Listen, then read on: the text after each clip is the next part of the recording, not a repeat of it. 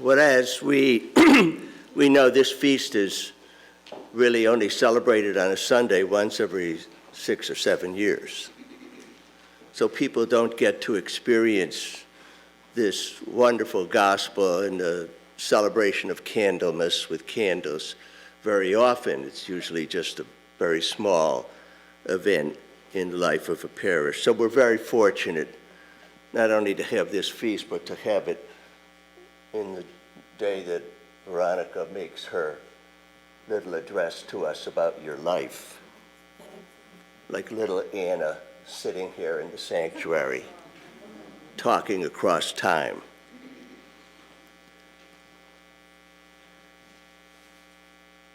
If you ask most people when Christmas season ends, they would say, when I bring the gifts back a few days later. Or some who know a little bit more theology might say Epiphany. But it actually ends today. It ends on the feast of the presentation of Jesus in the temple. In the words of this wonderful elderly gentleman, Simeon, in the prayer of Anna. It fulfills the sense that Christmas is not over until the Christ has been received.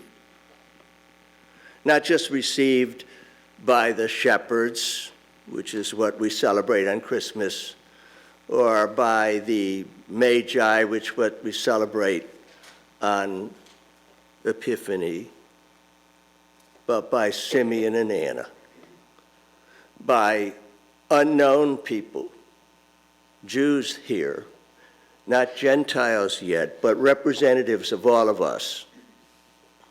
At the feast of the presentation of the Lord in the temple is the feast of the church, of the birth of the religion, with a baby in the arms of an old man who looks on the baby's face and sees the future of his own religion, the future of his own faith and hope. That's what it means when he says, now, Lord, dismiss your servant. I've seen it. I've seen what I long to see all my life. That's what he's saying. I can die now. Now I can die. That's what the now means.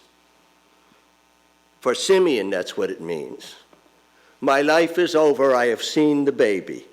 I have seen what my life was all about finally, which was to produce by my prayer, by my hope, by my witness, to produce this child from heaven.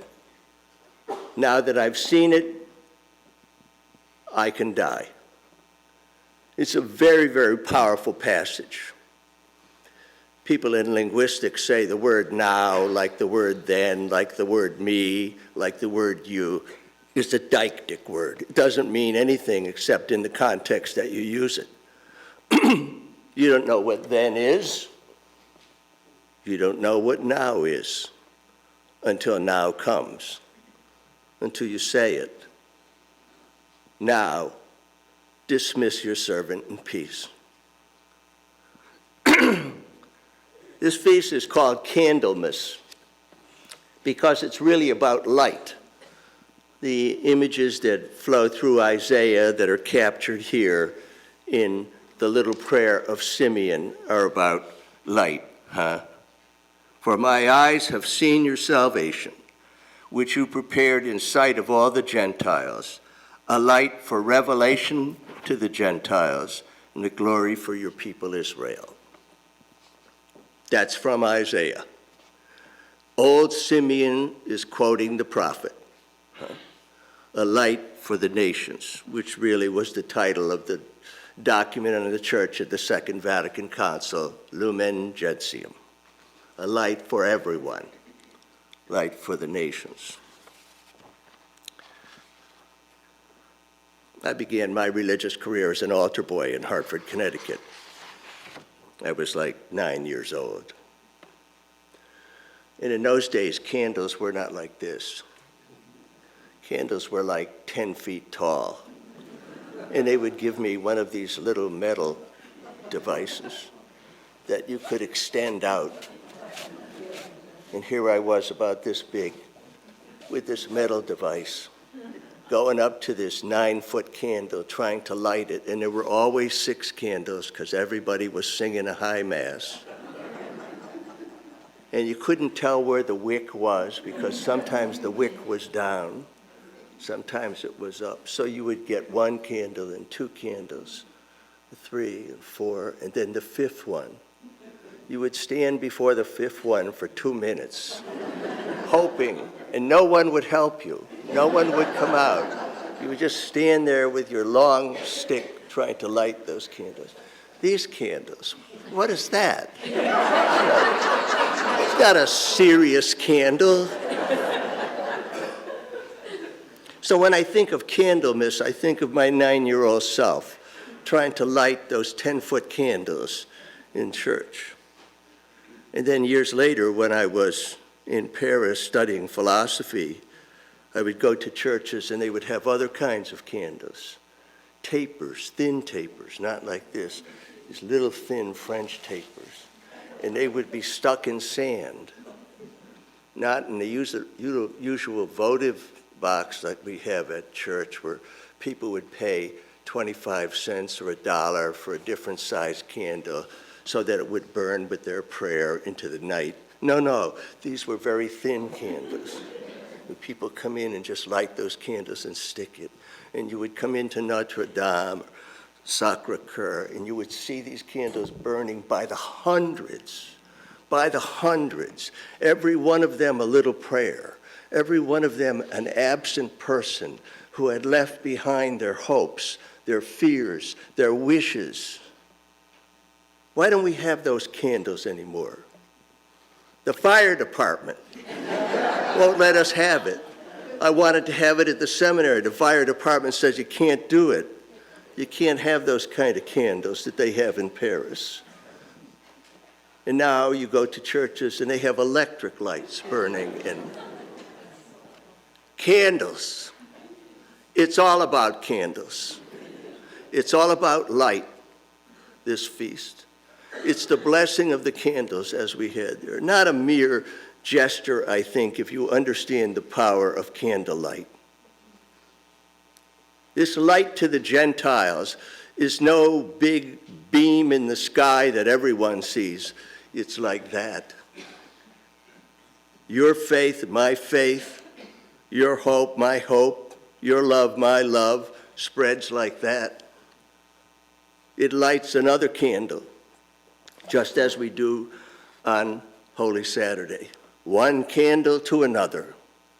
Not this kind of mechanical notion about church where it's all done with big lights and strobe lights and dramatic things. It's all done with that. It's all done with the little taper in the back of the church, in the corner in Paris, for somebody who doesn't even know, some young man or woman, that their grandparent is saying a prayer for them. That's what Candlemas is.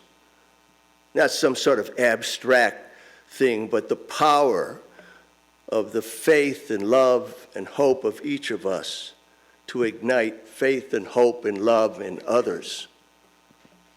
That's what Candlemas is. There's a wonderful French writer who wrote a book called The Flame of a Candle. He made a very interesting point in the book. He says, you know, a candle can't light a room. It can light a face. It can light a book so you can read it. And it can light a meal. We have all these lights, natural light, ceiling light. But always at the altar you have a candle. With the candle you can see a face. With the candle you can read a book. With the candle you can eat a meal. We have lost the whole power of the imagery of this little thing created out of wax with a wick in it. We, creatures of a mechanical, industrial age, forget the power of the candle, the simple candle, the candle you carry to the bedside of the dying, the candle that's held by the baby's face when it's baptized. That candle is what we're celebrating today. That candle is in your home somewhere in a drawer, and you're waiting for a romantic meal to pull it out. Light it today. I got some candles yesterday at Wegmans. And people were buying all kinds of stuff for the Super Bowl. And I'm in a little aisle saying to a Hispanic lady, "Where are your candles?" And they just had thick ones, pillar candles. Who wants a pillar candle? I wanted a delicate taper. I wanted something that anyone could hold over a dying face or a face just born. That's the candle I want. I don't want the Candlemas of electric lights, but the Candlemas that we light when something has been changed, when an old man has seen his grandson or granddaughter, and at last knows his life has been blessed. That candle is what we celebrate today. That candle is the Candlemas of the Feast of the Presentation. Always light a candle. I say to altar boys before Mass, light the candles. They think I can just start if the lights are on. I say, I will not say the Mass till we have the candles. Just like without the bread, without the wine, without the book, without the face. That's what Candlemas is. That's why you're here today. That's why we're here to sort of light a candle for Veronica for her 70 years in religious life.